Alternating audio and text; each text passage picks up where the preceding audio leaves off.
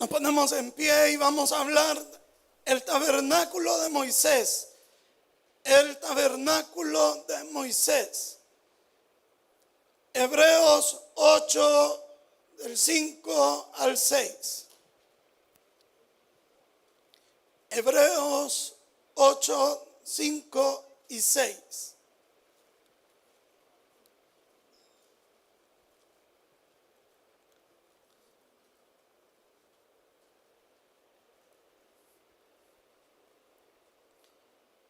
Dice la palabra del Señor: los cuales sirven a lo que es figura y sombra de las cosas celestiales, como se les advirtió a Moisés cuando iba a erigir el tabernáculo, diciéndole: mira, haz todas las cosas conforme al modelo que se te ha mostrado en el monte.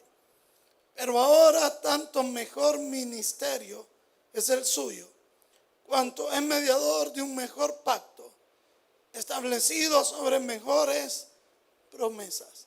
Señor, en esta hora te pedimos que bendigas tu palabra y nos hables a nuestro corazón, en el nombre de Jesús. Amén. Pueden sentarse, por favor. Para los que no tienen más o menos una idea de cómo es el tabernáculo, creo que aquí se ve un poquito mejor que allá, pero usted lo puede buscar en internet. Esa era la construcción del tabernáculo. Estaba cercado por 60 postes. Tenía una sola entrada. Y lo primero que usted veía allá era el altar del holocausto, del sacrificio. Luego la fuente de bronce. Y de ahí entraba esa casita más alta al lugar santo. Y adentro había otra división que se le llamaba el lugar santísimo. Así que ese es más o menos para que usted tenga una idea. Pero antes de ir parte por parte, no lo vamos a ver todo, pero quiero decirle que dice aquí que todo esto es figura y sombra de las cosas celestiales. Yo creo que hay muchas cosas aquí que nosotros vamos a ver, que vamos a ver también en el cielo. Apocalipsis dice que en el trono de Dios hay un gran arco iris que lo rodea, porque así lo diseñó Dios. Y que todo esto es una sombra de lo que nosotros vamos a ver en el cielo. Y le dijo a Moisés, le dijo Dios que levantara un tabernáculo. Pero, dice, le dijo Dios: haz todas las cosas conforme al modelo que se te ha mostrado en este monte. Moisés no tuvo, ni Dios no le permitió, ni que tuviera la más mínima iniciativa de decir: esto lo voy a hacer así, esto lo voy a hacer allá. Todo, medidas, materiales, todo le dijo Dios cómo lo iba a hacer. Hasta la vestimenta del sacerdote, todo, absolutamente todo. O sea, Dios le dio los planos, le dio las directrices, le dijo: así lo vas a hacer y así lo quiero, y no quiero nada tuyo, de tu creación en el tabernáculo. ¿Y eso qué nos dice, hermano? Usted dirá: galán Moisés, que tuvo un manual, cómo iba a hacer las cosas. Todito le dijo Dios cómo lo iba a hacer. También a usted y a mí nos ha dado un manual, que es la palabra de Dios. ¿Cuándo me va bien? El día que yo haga tal cual está escrito en este libro. ¿Cuándo me va mal? Cuando meto yo mi opinión, mi sugerencia, el yo creo, yo diría, ahí nos comienza a ir mal. Hagamos tal cual dice la palabra de Dios y nos va a ir bien. Y Dios nos va a prosperar. Dios nos va a bendecir. Aquí está, ¿ve? Todito. Todito lo que usted necesita en su vida está en este libro que se llama la Biblia. Y en el versículo 6 dice: pero ahora tanto mejor ministerio es el suyo, cuanto es mediador de un mejor pacto establecido sobre mejores promesas. Decía Benny Hinn algo que me gustó. El antiguo pacto nos da la sombra, pero el nuevo pacto nos da la sustancia. El pueblo de Israel caminó en la sombra. Nosotros ahora, la iglesia, caminamos en la sustancia que es Cristo. Si la nube y la columna de fuego estuvo con el pueblo de Israel caminando sobre la sombra, ¿cuánto más esa nube, esa columna de fuego, esa presencia de Dios, ese respaldo de Dios estará con nosotros que caminamos en la sustancia? Todo lo del Antiguo Testamento era sombra de lo que ahora nosotros tenemos, la sustancia. Los materiales representaban algo, todo. Hasta el pelo de cabra, el color, cada cosa tenía un significado especial. Y, por ejemplo, el oro representa divinidad. La plata representa redención. El bronce representa sufrimiento. En el tabernáculo habían 60 postes, 6 números de hombre, 10 responsabilidad en la Biblia. ¿Qué quiere decir eso? Que Cristo tomó la responsabilidad de nuestro pecado. Y cada poste, le dijo Dios, su base va a ser de bronce, el sufrimiento de Cristo. Y va a ser de madera de acacia, que ya lo voy a explicar, representando a Cristo hombre. Y en la parte de arriba iba a estar tapado con plata, la redención.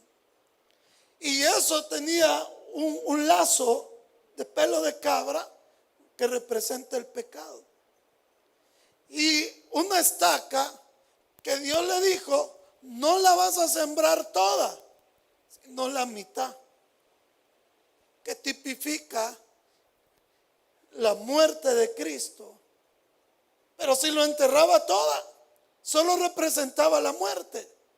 Pero con la mitad dentro y la mitad fuera, representaba la muerte de Cristo y la resurrección de Cristo. Y que Cristo estuvo condenado al pecado. Cada poste representaba eso. Por ejemplo, voy a hablar de los colores. El color azul. ¿Qué representaba el color azul? A Jesús como hijo de Dios, descendido ¿de dónde? ¿Qué color es el cielo? En el tabernáculo había otro color, el púrpura, que representa el color púrpura a Jesús rey, porque los reyes se vestían de púrpura.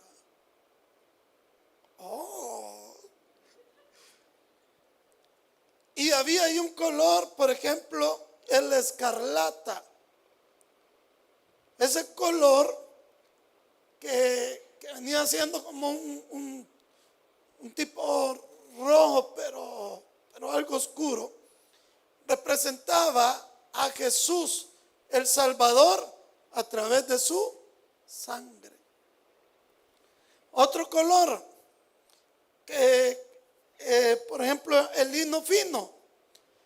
El lino fino, el lino puro no acepta ningún color.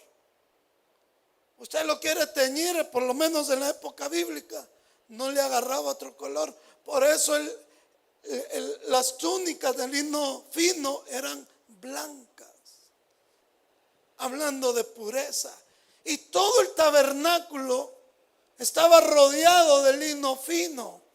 O sea, era una cortina blanca, hablando de la pureza de nuestro Señor. Y la madera de acacia, el lino fino, significa a Jesús, el hombre perfecto. La madera de acacia, porque Dios le dijo, quiero que lo hagas de madera de acacia. Es la única madera que no se pudre ni se corrompe. Por eso Jesús murió a los 33 años. Para no ver corrupción. Porque usted científicamente después de los 33 años comienza a envejecer. Y él no se podía corromper ni envejecer porque era el Cordero perfecto.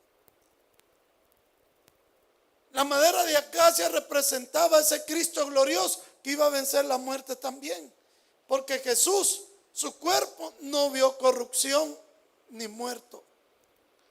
Porque nomás pusieron la piedra, inmediatamente Cristo resucitó. Y se fue, bueno, ya es historia de otro costal, mejor sigamos aquí. Pero, ¿qué era lo primero que veía el pueblo en el tabernáculo? Era la puerta del tabernáculo. Ahí se alcanza a ver, allá, hoy sí, ya más o menos. La puerta del tabernáculo, ahí donde están las letras, esa era la puerta del tabernáculo. ¿Ya vieron dónde están las letras? Ahí está la puerta. Pero ¿cómo le decían los judíos o cómo conocían los judíos la puerta del tabernáculo? ¿Sabe cómo le decían? El camino. Ese es el camino a la presencia de Dios. Y el tabernáculo solo tenía una puerta. No tenía dos, no tenía tres. Jesucristo es la única puerta de nuestra salvación. No hay más. Porque no hay otro mediador entre Dios y los hombres que Jesucristo, hombre. La única puerta. Gloria al Señor. Yo quiero decirle algo. El tabernáculo era una revelación de Jesucristo. Pero no olvidemos que toda la Biblia, todo este libro es la revelación de Jesucristo. Desde Génesis hasta Apocalipsis. Todo es un hilo que revela a Cristo. Entonces, Cristo en Juan 14:6 dice lo siguiente. Jesús le dijo: yo soy el camino, la verdad y la vida. Y nadie viene al Padre sino por mí. Póngame otra vez la figura esa. Amén. Fíjense bien. A la primer puerta, ese velo se le llamaba el camino en los judíos. Y el velo del lugar santo se le conocía como la vida. O sea, los judíos así le llamaban, la vida, porque allá estaba la presencia de Dios. Entonces Jesús, cuando les dice a los discípulos y a todos: yo soy el camino, entendieron que estaba hablando de la única puerta. Y él dice: yo soy yo soy el camino, la verdad, o sea, la otra puerta. Y nadie viene, no dice nadie va, porque Él y el Padre es uno solo. Por eso Él dice: nadie viene al Padre. No es mala traducción, no, es que también Él es el Padre. Entonces dice el Señor: yo soy el único camino a la presencia de Dios. No hay otro.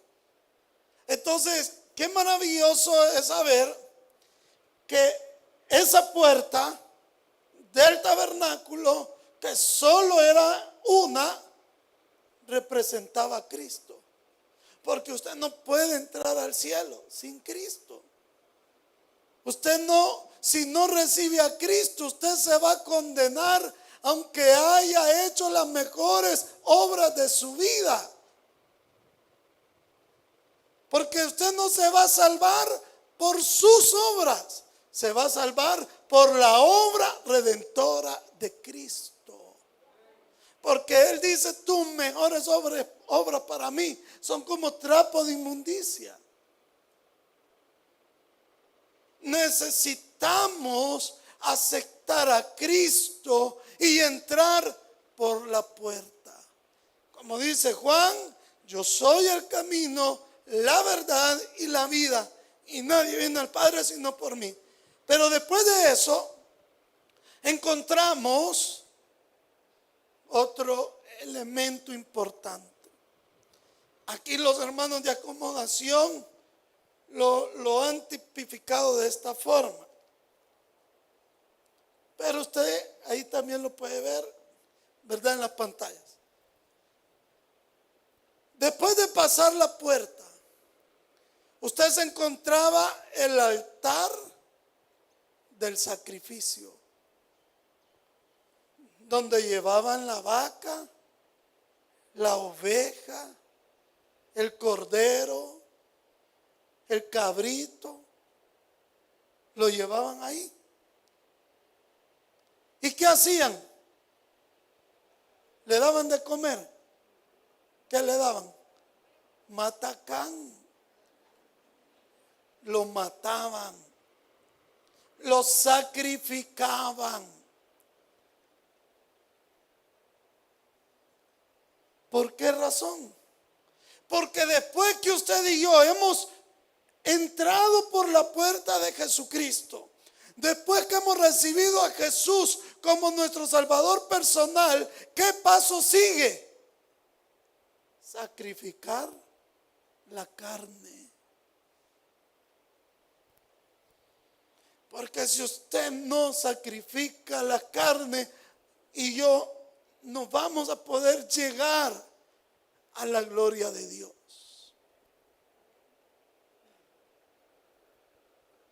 ¿Qué dijo Pablo? Con Cristo estoy juntamente crucificado.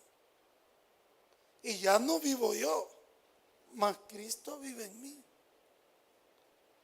Ese paso, mire, muchos cristianos solo hemos pasado la puerta y estamos entre la puerta y el altar de sacrificio, porque no queremos sacrificar nuestra carne, no queremos hacer morir nuestra carne. Y de ahí, si usted no sacrificaba la carne, no podía pasar más allá. No podía. Entonces necesitamos nosotros morir cada día a nuestra carne, a nuestra vieja naturaleza, a nuestra naturaleza pecaminosa, a nuestros malos pensamientos, a nuestras malas intenciones, a nuestra maldad que ya nacimos con ella. Tenemos que morir a la carne. Y cuando sacrificaban el animal, ¿qué sacaban del animal después de sacrificarlo? ¿Ah? La sangre. Cuando usted mata una gallina, ¿qué es lo primero que le saca? La sangre. Y las hermanas son bien malas, que así, cabeza abajo, ponen a la gallinita. Yo no sé cómo tienen ese corazón tan cruel de matar gallinas.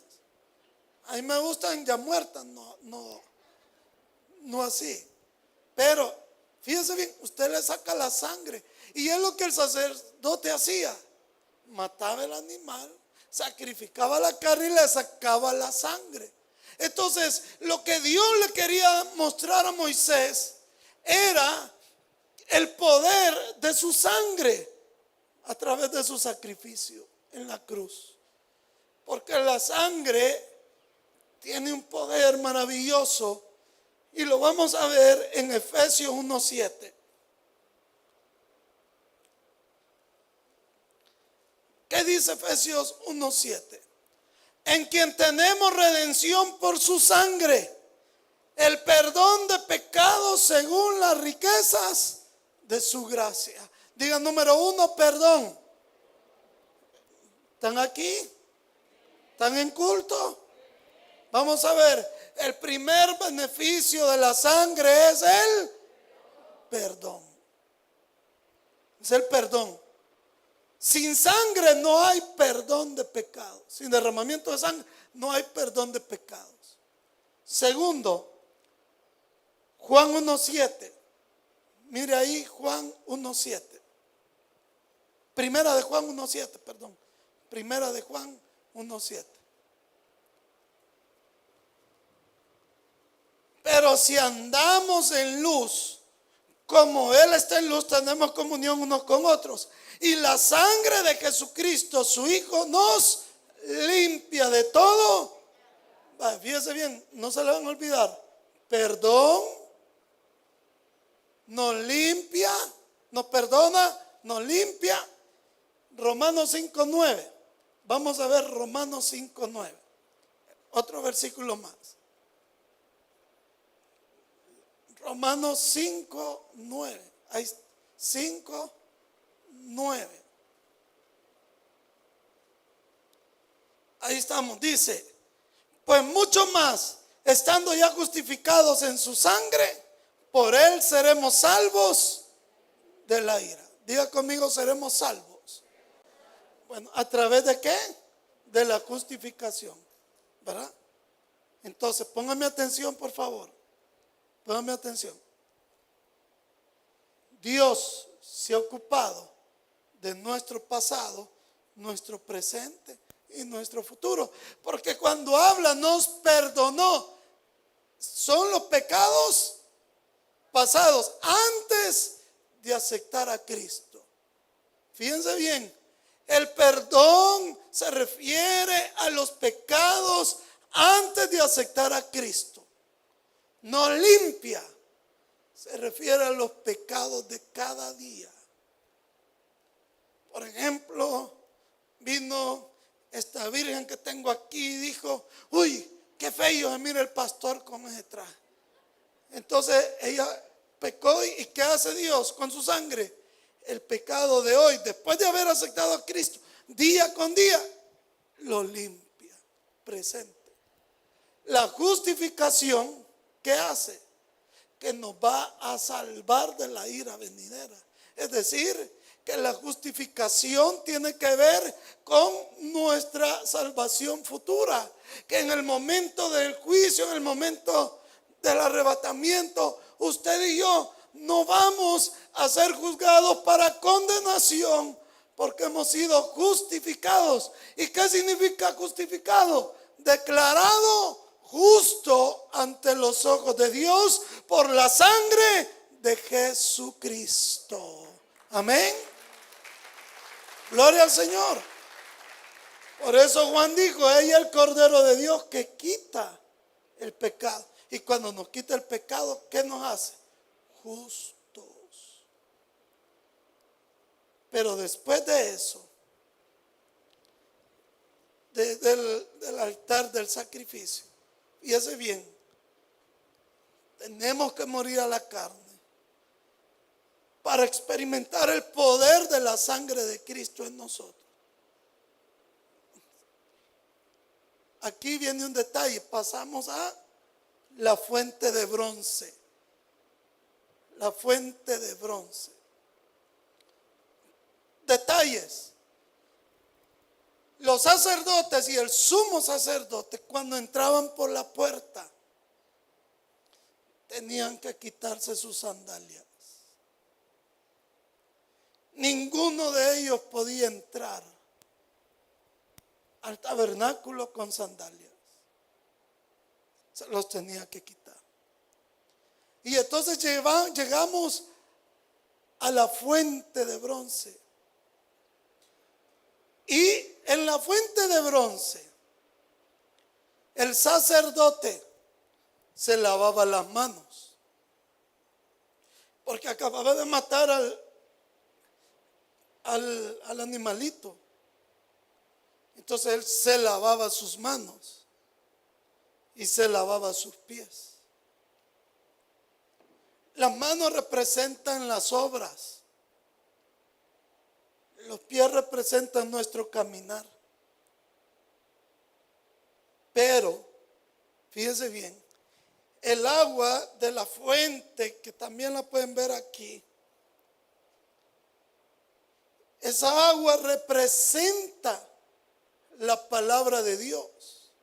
Y es más, Dios le dijo a Moisés: pedirle a todas estas señoras que te regalen los espejos, porque difícilmente una mujer no anda espejo. Aquí si les dijera: saquen los espejos, recogemos más espejos que ofrenda. Yo sé lo que le digo. Allá no es que no le falta. Entonces le dijo Dios: que te den las mujeres los espejos. Los espejos en esa época eran de bronce, bronce bruñido. Y de eso va a ser la fuente. ¿Por qué razón? Si el agua representa la palabra de Dios, si la fuente representa la palabra de Dios, ¿qué es la palabra de Dios para nosotros? Un espejo. Porque yo puedo creer que estoy bien, yo puedo creer que soy salvo, pero la palabra de Dios es como la que me dice que yo necesito de un redentor. Por eso Dios hizo así la fuente de bronce, porque el sacerdote se podía ver en la fuente de bronce. ¿Nunca le ha pasado a usted que comió frijoles, casamiento, lo que sea, pero usted no está en su casa, entonces no se lavó los dientes? Desayunó allá por San Rafael Cedro y usted tranquilo va con sus amigos riéndose, pero nadie tiene valor de decirle, mucho menos de decirle: rías, pero le voy a quitar el frijolito. Tampoco, ¿verdad? Mucho menos. Y usted ahí anduvo feliz, se fueron, pagaron, fue a visitar a una cliente y hola, niña fulana. Y hasta que entró a un baño y se vio en el espejo, vio su amigo indeseable en su diente y el frijolito. Y usted comienza a acordarse, me vio la fulana, me vio el mengano, me vio. Pero ¿quién se lo hizo saber? El espejo, la palabra de Dios. La palabra de Dios nos dice que estamos mal. Hoy lo feo, hasta gracias a Dios damos por la mascarilla. Porque algunos la mascarilla nos da plante. Ya nos quitamos la mascarilla. Ay, hermano. Mejor ore porque ya sea algo permanente. Pero fíjense bien. Juan 13:10 dice algo sobre la fuente. Juan 13:10.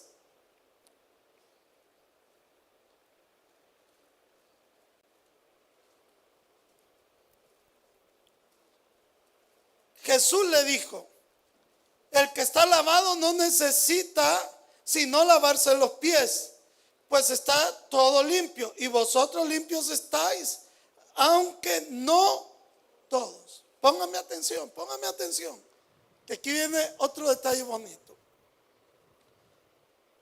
¿Por qué Dios dice, ya en el Nuevo Testamento, Jesús dice que ya no necesitan lavarse las manos?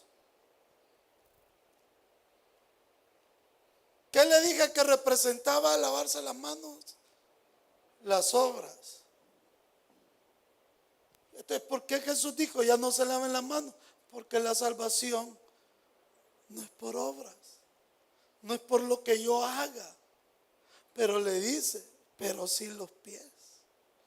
Porque recuerda que el sacerdote entraba descalzo, seguía en contacto con el polvo, seguía en contacto con la tierra, seguía en contacto con el mundo. Así nosotros los cristianos, aunque somos cristianos, aunque somos salvos, aunque somos redimidos, pero seguimos en contacto con el mundo, aunque no somos del mundo. Y es por eso que necesitamos limpiar nuestro caminar, para que nuestro caminar ante Dios sea lo más limpio posible. Nuestro caminar. Por eso Él le dijo, solo los pies. Solo los pies. Y con la palabra de Dios nosotros nos lavamos y nos purificamos día con día. ¿Cuántos dicen amén? ¿Y qué dijo Jesús? ¿Qué dijo Jesús? Que el que creyera en Él, de su interior, ya no iba a haber una fuente, sino ríos de agua viva. El río es un agua pura, menos los del Salvador. Pero el río, su agua no está contaminada, porque en su recorrer con las piedras y todo se va purificando. Y el agua del río no cesa, ahí va. En Israel hay ríos que vienen de una fuente desde antes de los tiempos de Jesús, y ahí está, por ejemplo, abajo del templo pasa un río que era de donde ellos tomaban el agua para toda la ciudad. Y ahí está, porque la palabra de Dios es eternamente y para siempre, que la palabra es Cristo. Él es nuestra fuente de agua viva. Él es nuestra fuente de agua viva. Y después de eso, que ya el sacerdote se había lavado, Entonces entraba, llegaba al otro velo que yo les digo, que se le llamaba la verdad. Y él cruzaba y llegaba al lugar santo. Y ahí está el sacerdote. Si usted ve, a mí solo me faltó la túnica blanca porque me la robó una de las vírgenes insensatas. Y que desde ahí vienen con el pecado. Y fíjense que en esta parte azul, esta túnica azul, el sacerdote andaba unas campanitas. Porque si él entraba con pecado ahí, dejaban de sonar las campanitas. Y él llevaba un lazo amarrado en la pierna. Y cuando ya no oían que sonaba, solo jalaban el lazo. Y ahí venía el sacerdote. Entonces mire ahí, gracias a Dios, el Señor quitó eso. No, ya me hubieran sacado a mí ahí. Mire, ve la vestidura del sacerdote, ve el sombrerito de él, sí, para que nos ubiquemos, ¿verdad? Entonces en el lugar santo habían 3 cosas: el candelabro,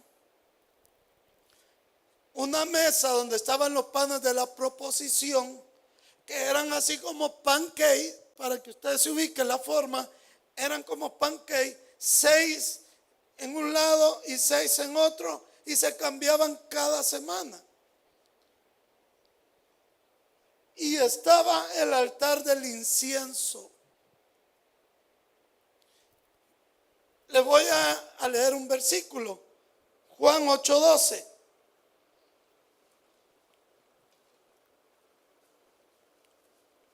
Juan 8:12. Otra vez Jesús les habló diciendo: yo soy la luz del mundo. El que me sigue no andará en tinieblas, sino que tendrá la luz de la vida. Por favor, pónganme atención. No se duerma. Pónganme atención.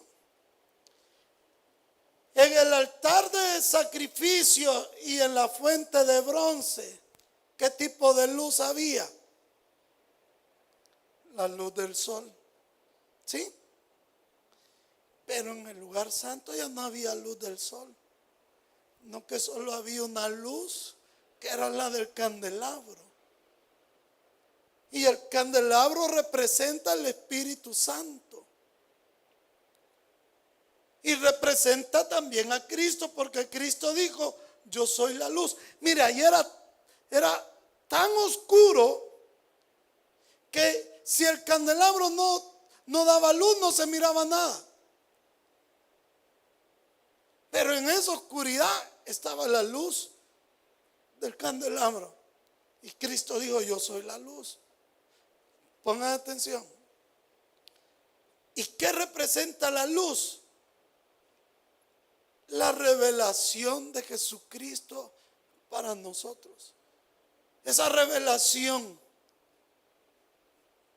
que Dios nos va dando a través de la Escritura. Entonces cuando nosotros recibimos la revelación de Dios, llegamos a la mesa de los panes que representan la satisfacción. Si tenemos revelación de Dios, nuestra alma, ¿cómo está? Satisfecha.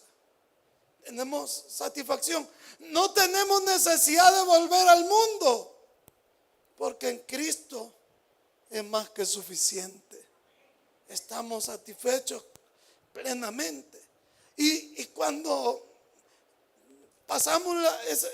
llegamos a esa satisfacción, entonces está el altar del incienso. Ahí ve usted que salía humo. ¿Y qué representa el incienso? Representa la adoración a Dios. Cuando usted comienza a sentirle gusto a la alabanza, cuando usted siente júbilo con las alabanzas de júbilo y su corazón se quebranta con las alabanzas de adoración, cuando usted se desconecta de todo y se pone una alabanza y usted adora al Señor, con o sin batería, con teclado o sin teclado, porque tiene que ver su corazón para con Dios. ¿En cuántas iglesias tienen batería? Tienen, ¿cómo se llaman? Unos volados que pum, pum, pum, pum, pum. Los timbales, todos esos chunches, ¿verdad? Tienen guitarras, tienen de todo. ¿Y cuánta gente llega y no se conecta con la alabanza? Es que esa adoración no es el instrumento, es nuestro corazón. Pero si yo no estoy recibiendo esa revelación, no tengo esa satisfacción, ¿cómo yo voy a adorar al Señor?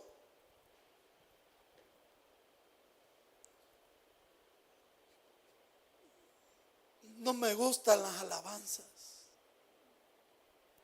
porque no he llegado al lugar santo.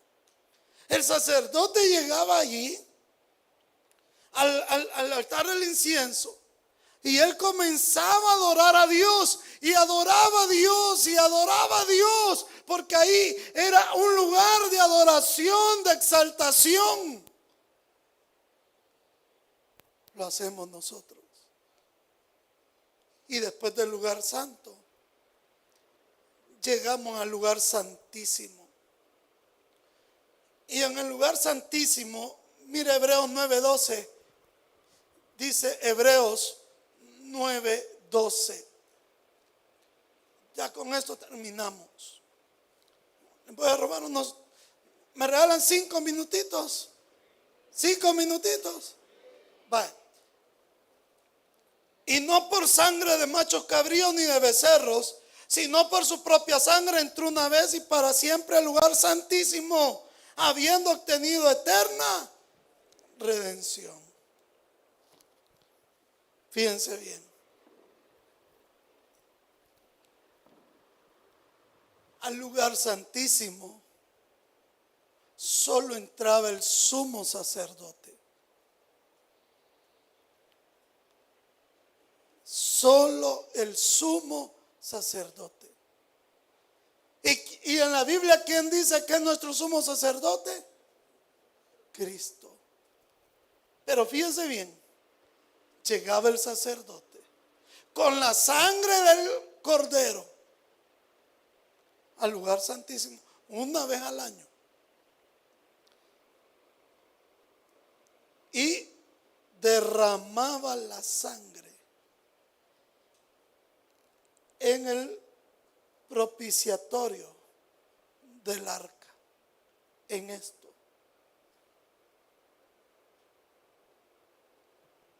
Y el sacerdote oraba al Señor. Y del cielo venía un fuego. El pastor Mauro. No, venía un fuego y consumía la sangre, la secaba. Fíjense bien.